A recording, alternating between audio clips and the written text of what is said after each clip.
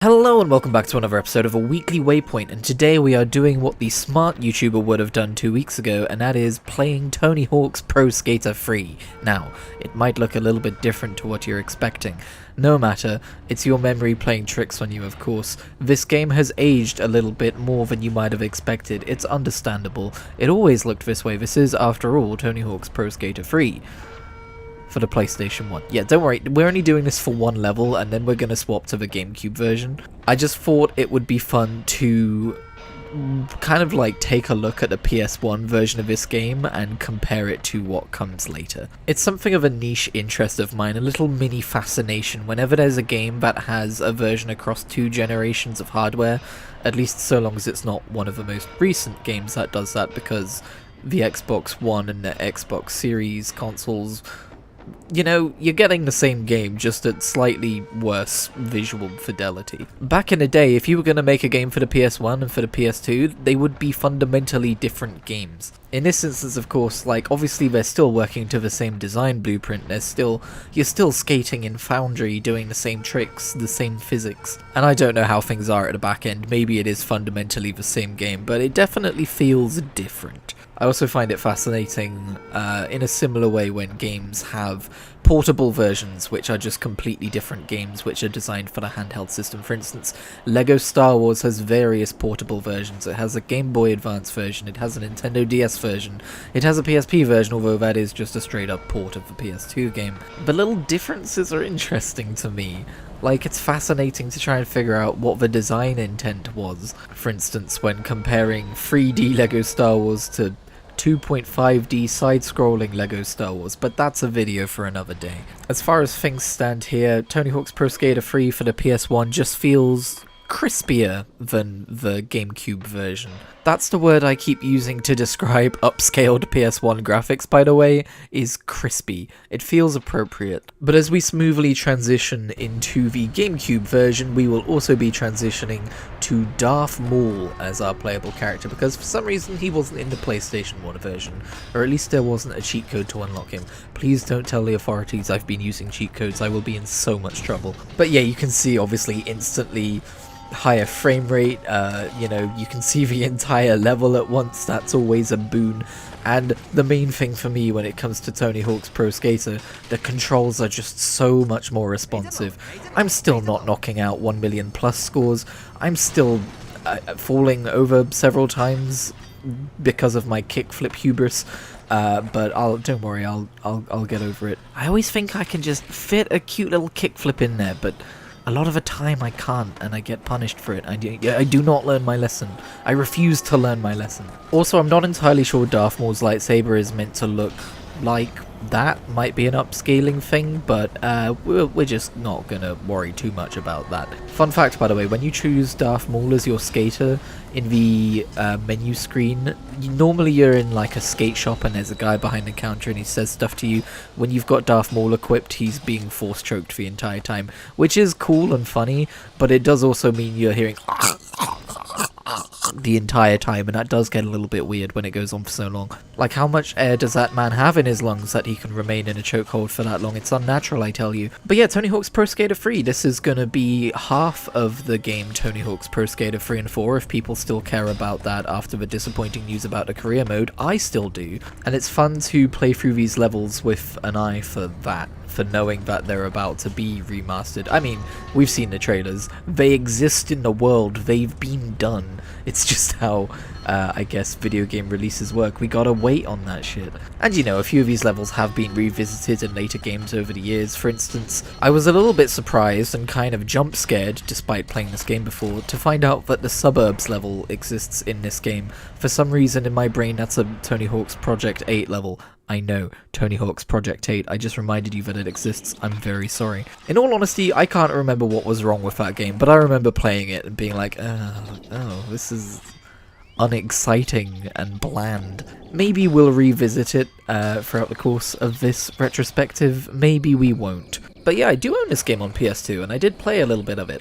I bought it like, I had this weird era in my life after the Wii, after the PS3, after PC gaming, I got into that for the first time, where I just kind of went back to the PS2 for a while, and I plugged it in, and I bought some games at CEX that I hadn't owned before, and I was just playing, like, Tony Hawk's Pro Skater 3 for a while. It was a good time. The airport level remains one of my favourite Tony Hawk's Pro Skater levels. It's up there with the mall, I think, for how it's kind of linear, where you start at the top and you progress to the bottom, although unlike the mall, you don't have a way back up to the top in airport. I wonder if that's something they're going to implement in the remake, because if you're not careful, you can end up in that little kind of car park well at the bottom for long periods of time, and that can mess with your score, or your opportunities to get score in ways that you would like to in other parts of the level, I suppose. I don't think I've ever played Pro Skater 4, so next week's going to be interesting.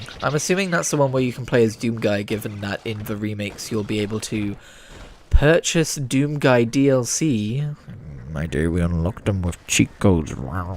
Anyway, I don't want you to get bored about my board, so we're going to start talking about different things now. Namely, what video games have I been playing this week? Because it is a new week and therefore I've been playing new video games. That's the way this brain works. I'm not sure if I mentioned it or not, but last week I picked up Immortals Fenyx Rising for dirt cheap in the Steam sale, and I've been playing a little bit of that off and on, and it remains a brilliant game. For those of you not sure what that game is, because it does have a bit of a generic title, let's be real. Immortals Fenyx Rising was Ubisoft's take on Breath of the Wild, so it was kind of like the Ubisoft point of interest open world map marker style gameplay in a Breath of the Wild looking and feeling style open world in a Greek god mythology kind of a world as well, and I'm a big fan of it. I will say, I do wish the story had a bit more of a serious tone to it. It's very much a comedy, and not a very funny comedy, if we're being brutally honest. When this game came out, I saw people criticizing the comedy, and being like, it's more annoying than it is funny, and at the time I was like, nah, it's funny, these people are just grumpy.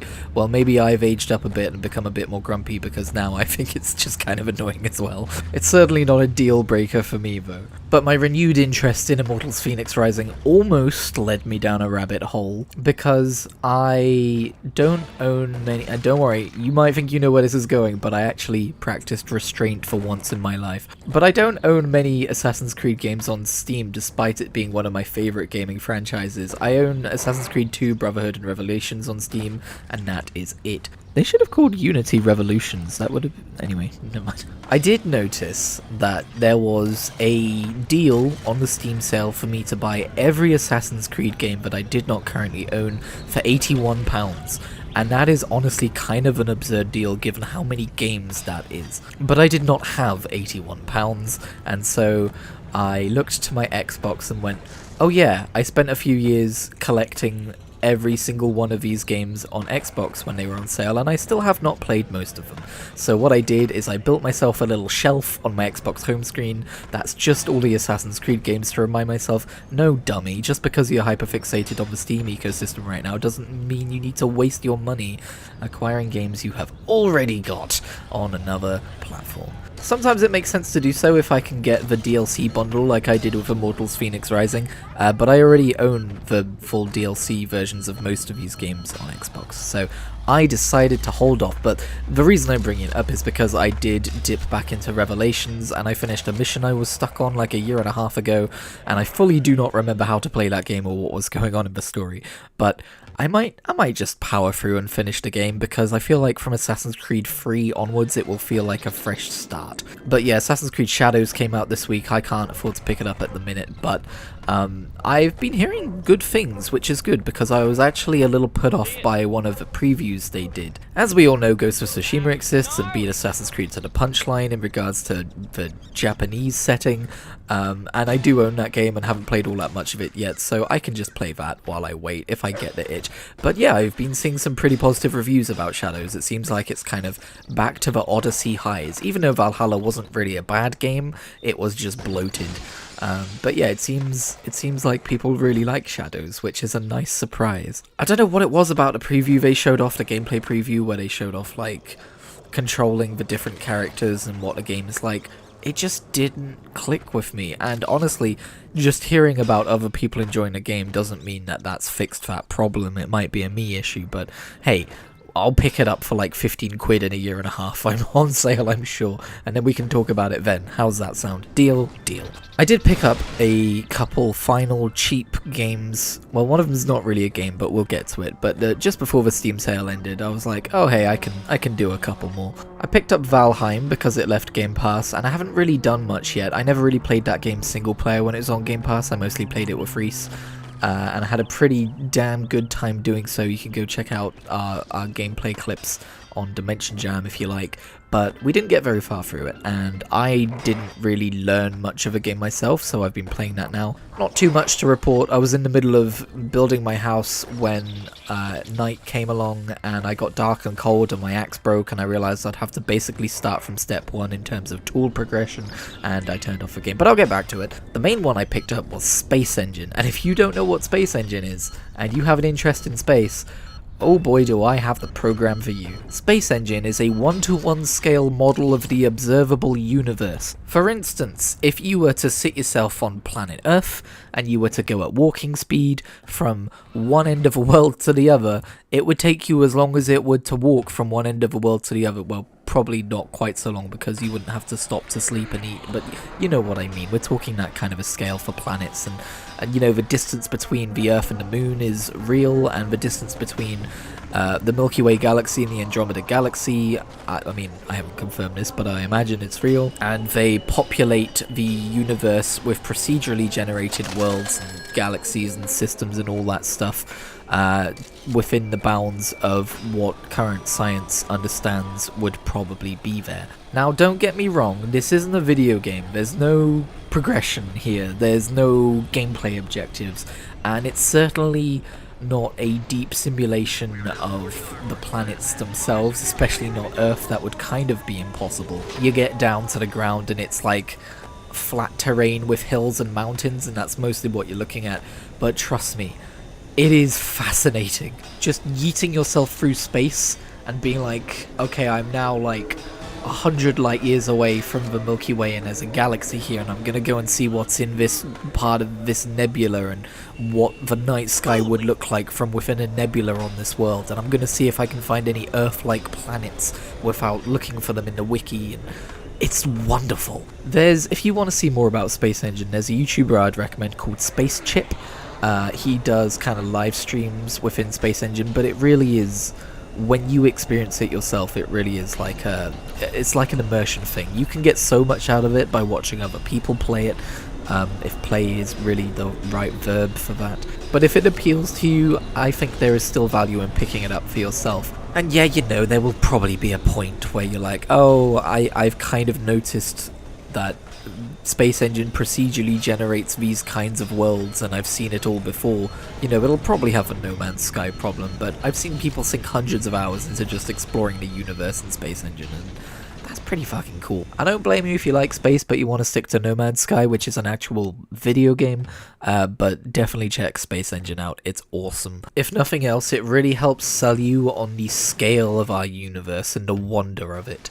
Don't pay attention to what Mulligan. Nothing happened. In reading news, I have been fully absorbed in my exploration of DC Comics to the chagrin of novels everywhere in my room. I've been making some progress through Mistborn because it's an audiobook and I listen to it when I walk to work and stuff, but work's been quite stressful lately and I haven't really had the chance to just lose myself in a book even then, so. But I'm just kind of letting myself, because clearly this is just where my attention wants to be right now. I might as well ride the wave so long as I don't, you know, completely stop reading novels for years like I kind of did last time I quote-unquote discovered comics. And I don't know how at length I'm going to talk about this, because I may or may not make a video about this on the Kritigri Reviews channel, at Kritigri Reviews if you want to check that channel out. That's right, sick plug. But my kind of trajectory of reading went from, you know how I was reading the Flash comics, I've been talking about that in recent weeks, and this is kind of like Rebirth era DC. Well, as I learned more about the Rebirth era of DC, I realized that it was going to tie into Watchmen, so while I still had Kindle Unlimited, I read through Watchmen.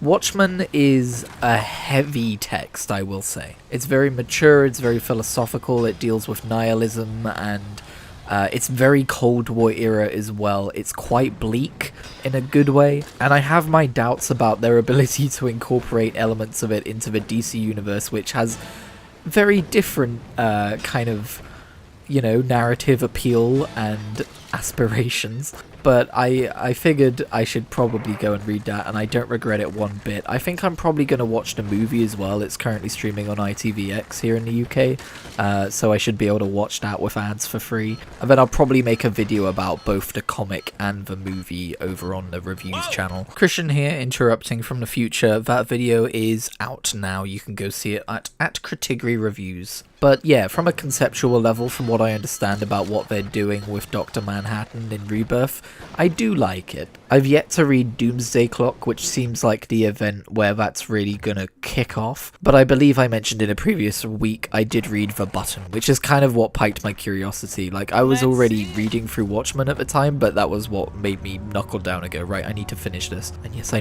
know it's piqued my curiosity, I know, but they do this bloody clever thing with DC Universe Infinite where they advertise various comic events within the first few pages of like the comic you're reading, and I couldn't help but notice that the Dark Multiverse was about to be introduced in the era I was reading through. It kind of seems at odds or like a completely separate thing to what they're doing with the whole Watchmen thing, but I figured I'd give it a go anyway. I believe I have also mentioned this in a previous Weekly Waypoint, but you know, New 52 Justice League did the whole what if Justice League but evil thing like 3 times, and the Dark Multiverse is basically what if Batman but evil, and also kind of embodying every position within the Justice League.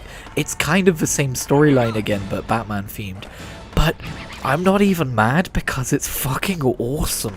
I've not quite finished it yet, and I also might do a graphic novelties review over on the reviews channel when I'm done with it. But the whole DC multiverse thing is kind of one of the main aspects I like about the DC Comics universe, and they really lean into it with this event. For those of you unaware, this is where the Batman Who Laughs comes from, who is kind of everywhere right now within DC marketing outside of their own comics. Like, apparently he's the poster child for a gacha game they've just pushed onto mobile, which is unfortunate. So a lot of people might be a little Batman Who Laughed out at the minute.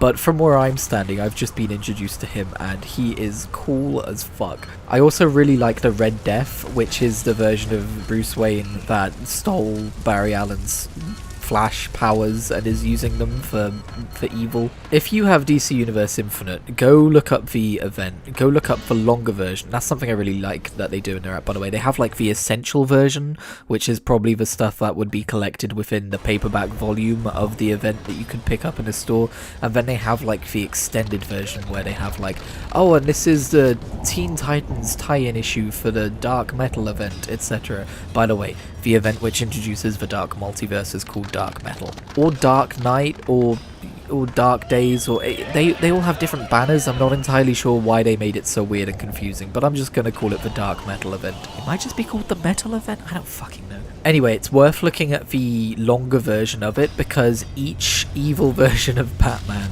has their own kind of origin comic issue, and I don't think a single one of them missed. Maybe the Aquaman stand-in Batman, she kind of feels like she's there because they had to do an Aquaman one because Aquaman is part of a Justice League, but even she's a cool character.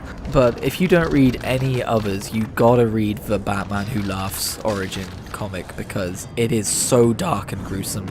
There is a page where the Batman Who Laughs kind of begins to do his dastardly things, and it is legit horrifying. And what he does to that universe's Superman, I think even the Joker would be afraid. So yeah, sitting here in 2025, maybe fans who keep up with DC Comics more than I do are sick of hearing about the Batman Who Laughs, but I've just been introduced to him and I'm having a great time. This is kind of a random aside, but I was thinking about the song When Worlds Collide by Powerman 5000, and that actually works fantastically as a theme song for the Batman Who Laughs. Just the general vibe and the lyrics too. So yeah, if it's not apparent, I am fully nerding out about the DC Comics universe right now. I could just spend all day reading DC comics. Honestly, I think when I'm done recording, that's probably what I'm gonna do. Also, there's your force grab trick. Sorry it took so long. But yeah, after I'm finished checking out this metal event, I feel like I'm saying it wrong no matter how I say it. But when I'm done with that, I'll continue with the Flash until we get to the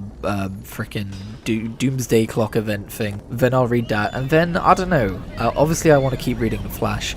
I also just really want to double down on the whole Elseworlds aspect of DC. Like, I know there's Gotham by Gaslight, which is currently kind of being explored again because it was originally just like one single story issue or something, and now they're doing like a whole world for it. By the way, it seems like DC is kind of on fire right now in terms of comics. A lot of their stuff is being really well received, like all their absolute stuff. I'm gonna wait till more of that is available on the app because I've been checking out the new Ultimate Universe with the Marvel Unlimited subscription, but I don't know if I love keeping up with comics as they release monthly. I'm used to being able to binge them, and I just kind of forget about them when I'm supposed to keep up with them monthly. But I've been hearing really good things about everything DC's doing lately, including Gotham by Gaslight. But also, like, I was scrolling back through Batman's back catalogue, and I was just really charmed by some of the covers for some of his comics in the 70s.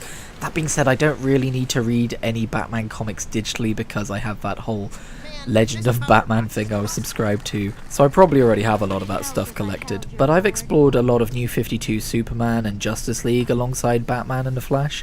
I think I need to kind of start, you know, getting to know Green Lantern and Wonder Woman and maybe Aquaman as well, although I really don't give a fuck about Aquaman. But I'm still very much like a Justice League Andy right now as well. Like, there are characters who keep showing up, like Dr. Fate I think he's called, and Elastic Man, and I'm just like, I don't know who these people are. So if anyone's got any recommendations for me for some of these characters for like eras or storylines to check out, then please let me know. It's the same with Marvel. I feel like I'm always, you know, with the most popular characters like Spider-Man and Daredevil and stuff, and then I forget there's so many other characters with their own niche comics which have also been running for years. But anyway, thank you for indulging me in another ramble about comics this week. It's definitely where my brain is currently at. I know there's also a lot of cool stuff besides just Marvel and DC as well. Don't get me wrong. Someone at work has said that they're gonna lend me Invincible, although I forgot to ask them about it today because, again, work's stressful. But that's why I'm on this cruise ship after all, to relax and kick back and kickflip back as well. Anyway, thanks for coming. I'll catch you in the next one.